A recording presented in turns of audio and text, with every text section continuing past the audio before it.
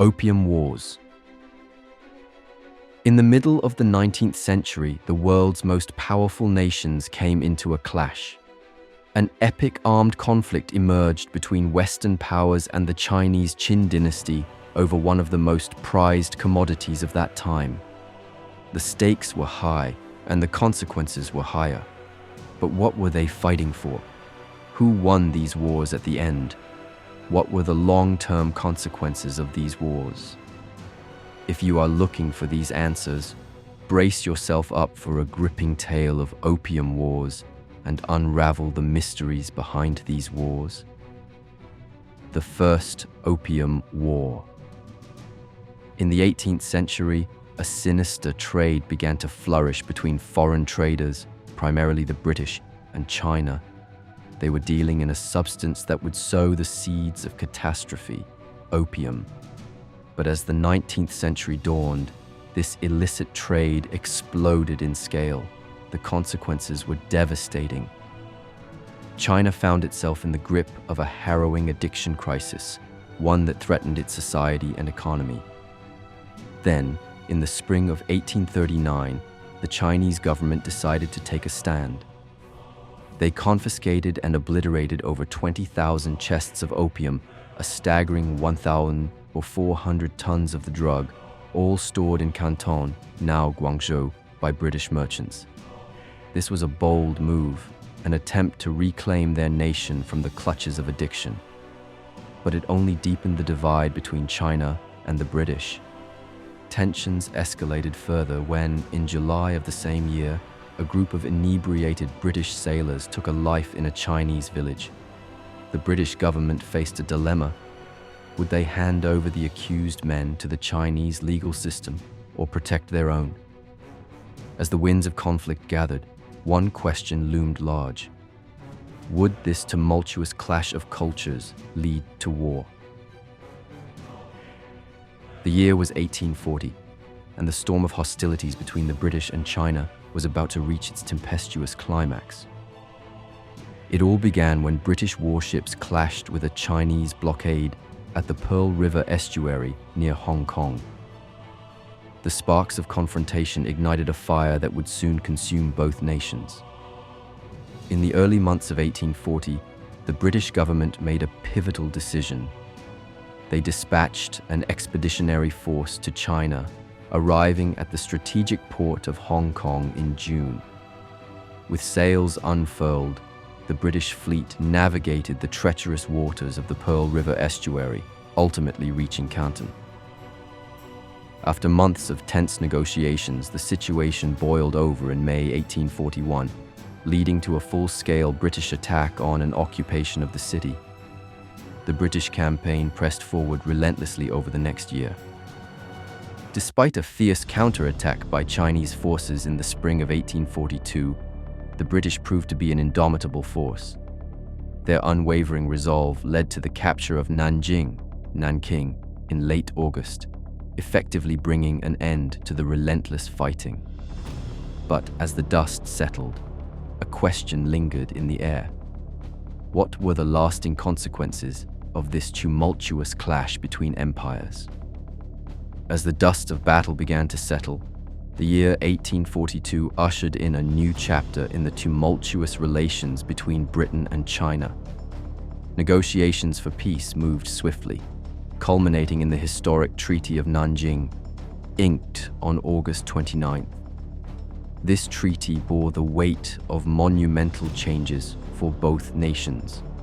Under the treaty's terms, China was compelled to make substantial indemnity payments to Britain, a heavy financial burden. Additionally, China was forced to cede Hong Kong Island to British rule, an event with far-reaching consequences that would not fully materialize until the fateful year of 1997. But that wasn't all. The treaty also brought about an expansion of British influence in China, as the number of treaty ports where British traders and residents could operate increased from 1, Canton, to 5. Among these newly designated ports, Shanghai stood out as a beacon of transformation. This marked the genesis of Shanghai's journey from a regional outpost to one of China's major commercial hubs. The city's destiny was being reshaped, yet the British were not done. The supplementary Treaty of the Bogue, Humen, inked on October 8, 1843, added more layers to the evolving relationship. British citizens were granted extraterritoriality, meaning they had the right to be tried by British courts rather than Chinese ones. Moreover, they were awarded most favored nation status, ensuring that any rights granted to other foreign countries in China would also be extended to Britain. In the wake of these pivotal agreements, other Western powers swiftly followed suit, demanding and receiving similar privileges. Second Opium War. Amidst the turmoil of the mid-1850s, while the Qing government was grappling with the relentless Taiping Rebellion that raged from 1850 to 1864, the British saw an opportunity to expand their trading rights in China. Their quest for greater influence in the region led to a renewed confrontation, as they found a pretext for hostilities. They arrested several Chinese crew members, although these detainees were eventually released. Not only this, allegations emerged that the British flag had been lowered, an affront to British sovereignty. There was a harsh response from the British. A British warship sailed up the Pearl River estuary later that month, unleashing a bombardment on Canton and triggering skirmishes between British and Chinese troops. Trade ground to a halt as a tense standoff took hold. In December, the situation escalated when Chinese residents in Canton set fire to foreign factories, which served as trading warehouses. As the crisis unfolded, the French decided to align with the British in a military expedition. Their rationale for involvement rested on the murder of a French missionary in the Chinese interior in early 1856. However, the operation faced various delays, with British troops initially diverted to India to assist in quelling the Indian Mutiny. Finally, in late 1857, the Allies commenced military operations. Their swift progress saw the capture of Canton, the removal of the city's unyielding governor, and the installation of a more cooperative official. In May 1858, troops from the Allied forces aboard British warships reached Tianjin, Tientsin, and compelled the Chinese authorities into negotiations. The outcome of these negotiations was the signing of the treaties of Tianjin in June 1858. These pivotal agreements brought about significant changes, including the provision for foreign envoys to reside in Beijing, the opening of several new ports for Western trade and residence, the freedom for foreigners to travel within the interior of China, and the unfettered movement of Christian missionaries. Furthermore, during further negotiations in Shanghai later that year, the importation of opium was legalized. In this turbulent era, the balance of power was shifting once again, as China grappled with the intrusion of foreign influence and the lasting consequences of these landmark agreements. The summer of 1858 witnessed the British withdrawal from Tianjin, but their presence returned to the region in June 1859.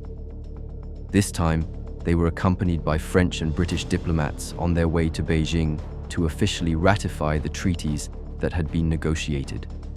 However, their journey was fraught with obstacles.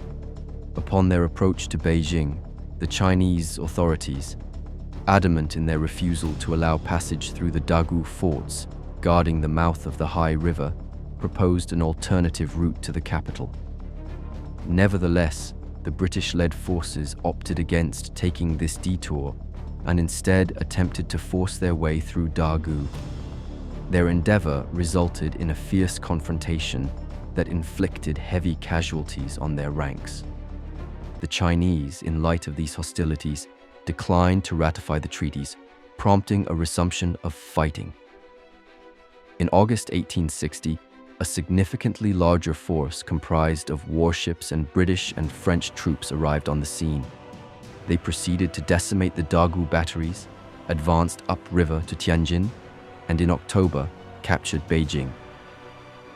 The victorious troops went on to loot, and subsequently set fire to the Yuanming Garden, the emperor's summer palace. Later in that same month, the Chinese acquiesced and signed the Beijing Convention. In this agreement, they pledged to honor the treaties of Tianjin and additionally conceded the southern portion of the Kowloon Peninsula, situated adjacent to Hong Kong, to the British. This tumultuous series of events underscored the persistent clashes between foreign powers and China during a pivotal period of transformation in the country's history.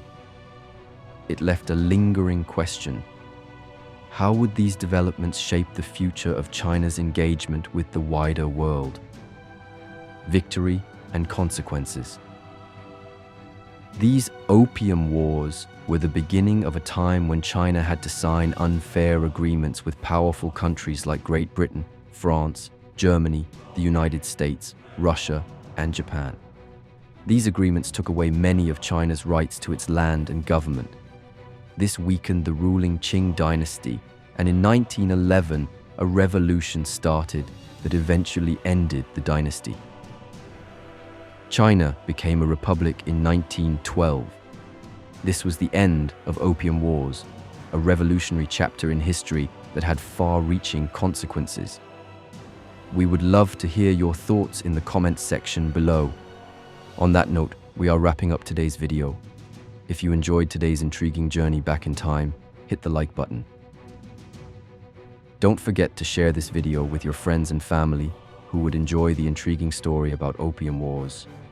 Smash the subscribe button to keep an eye on our exciting content. We will see you soon with another video.